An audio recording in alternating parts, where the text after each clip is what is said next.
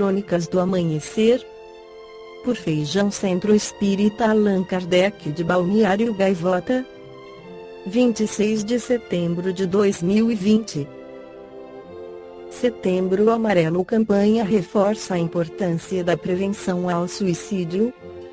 Este mês é marcado pela campanha Setembro Amarelo, que busca conscientizar sobre a prevenção ao suicídio e propõe um diálogo aberto sobre o tema para reduzir o número de casos. Saber reconhecer os sinais de alerta, procurar auxílio profissional e adotar hábitos saudáveis pode salvar vidas. Dados da Organização Mundial da Saúde (OMS) apontam que 9 em cada 10 mortes por suicídio podem ser evitadas. Em Santa Catarina, os Centros de Atenção Psicossocial CAPS realizam atendimentos com profissionais capacitados e há iniciativas de prevenção do governo do estado, como ações voltadas aos estudantes na rede pública estadual de ensino. Precisamos conscientizar as pessoas, esclarecer e abrir espaço para falar sobre suicídio. É preciso deixar que as pessoas possam falar sobre o sofrimento, e isso pode trazer alívio e conforto. As pessoas próximas podem perceber sinais e ajudar na prevenção. Lembrando que também é necessário procurar ajuda especializada para acolher e encaminhar o tratamento adequado, explica Libiana Bess, enfermeira da Gerência de Vigilância de Doenças e Agravos Crônicos da Diretoria de Vigilância Epidemiológica de Santa Catarina (DIV-SC).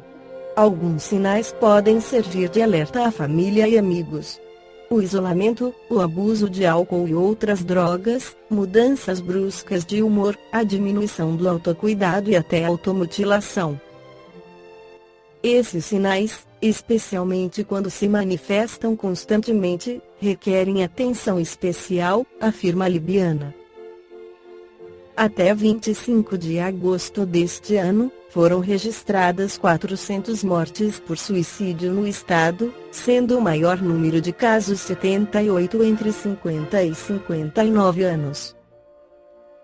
Em 2019, foram 807 óbitos. Já em relação às tentativas, foram 2.678 até agosto deste ano e 6.118 em 2019.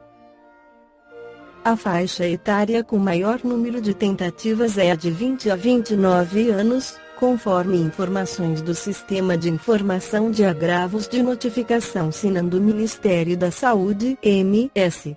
Dados da Organização Pan-Americana de Saúde (OPAS) mostram que no Brasil cerca de 800 mil pessoas morrem por suicídio todos os anos e, conforme o MS, mais de 96% dos casos de suicídio estão relacionados a transtornos mentais, depressão, transtorno bipolar ou abuso de substâncias. Cuidados em tempos de pandemia. Com o isolamento social em tempos de pandemia da Covid-19, os cuidados para os riscos de suicídio devem ser redobrados. De acordo com a médica da DIV-SC, Lígia Castellon, o confinamento pode agravar problemas crônicos de saúde, entre eles, a depressão. Estudos científicos têm demonstrado que, com o isolamento, as pessoas podem apresentar alterações no sono, distúrbios alimentares, excessos provocados pela ansiedade e pela dificuldade de praticar atividade física, piora nos problemas crônicos de saúde e uso abusivo de álcool, cigarro e outras drogas, afirma. No Livro dos Espíritos, Allan Kardec esclarece sobre o suicídio na pergunta 944. O homem tem o direito de dispor da sua própria vida. Não, somente Deus tem esse direito. O suicídio voluntário é uma transgressão dessa lei? 944. O suicídio não é sempre voluntário. O louco que se mata não sabe o que faz. Richard Simonetti, em seu livro Suicídio, tudo o que você precisa saber, esclarece que se fosse a existência humana contida nos limites do berço ao túmulo e, sem dúvida, o suicídio seria a grande solução para os problemas e dores da Terra. Ocorre que somos seres imortais. Já vivíamos antes do berço e continuaremos a viver depois do túmulo, quando colheremos as consequências do que fizemos de nossa vida, de nosso corpo. Falta aos que se precipitam nesse abismo um conhecimento mínimo sobre as consequências nefastas do suicídio, essa porta falsa pela qual os que tentam fugir de seus problemas mergulham em tormentos 1000 vezes acentuados.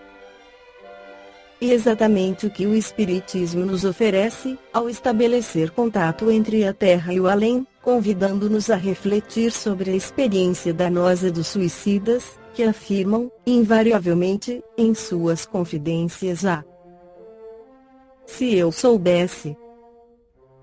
Sem dúvida, outro teria sido o rumo de suas cogitações, evitando o abismo. Richard Simonetti esclarece sobre as consequências imediatas, o qual a primeira consequência do suicídio. A terrível constatação: o suicida não alcançou o seu intento. Não morreu. Não foi deletado da vida. Continua a existir, sentir e sofrer, em outra dimensão, experimentando tormentos 1000 vezes acentuados. E uma situação traumática e apavorante. 2. Seus sofrimentos são de ordem moral? Em parte. Há outro aspecto a ser considerado: os estragos no perispírito, o corpo espiritual. O apóstolo Paulo denominava corpo celeste um corpo feito de matéria também, mas quintessenciada, numa outra faixa de vibração, como define Allan Kardec. E o veículo de manifestação do espírito no plano em que atua, ser intermediário entre ele e o corpo físico, na reencarnação. 3. Quando o médium vidente diz que está vendo determinado espírito, é pelo corpo espiritual que o identifica. Exatamente, o espírito não tem morfologia definida, como acontece com a matéria. E uma luz que irradia.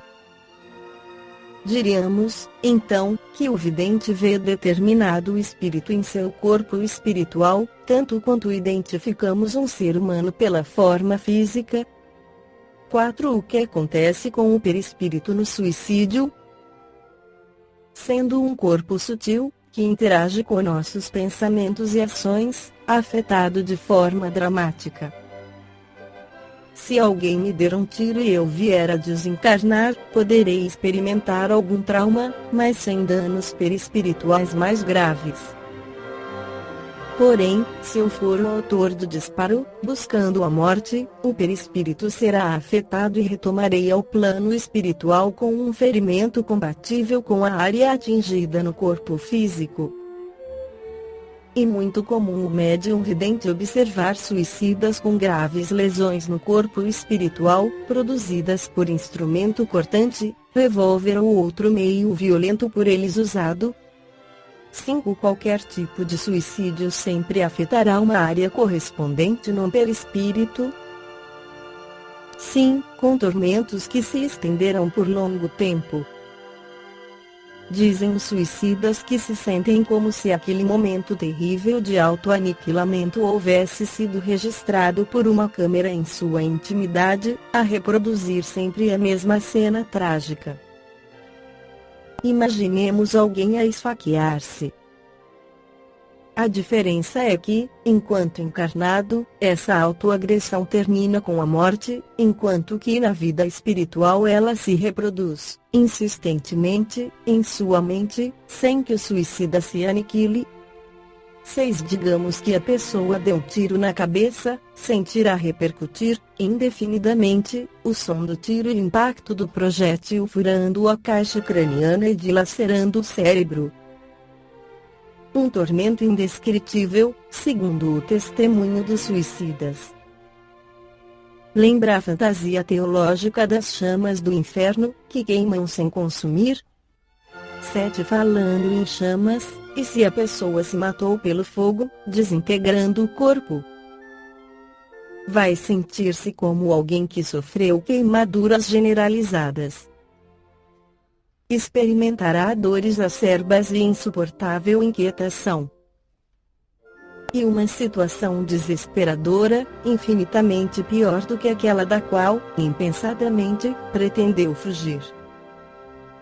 Esta foi a crônica do amanhecer de 26 de setembro de 2020. Por Feijão Centro Espírita Allan Kardec de Balneário Gaivota. Que a paz esteja com todos.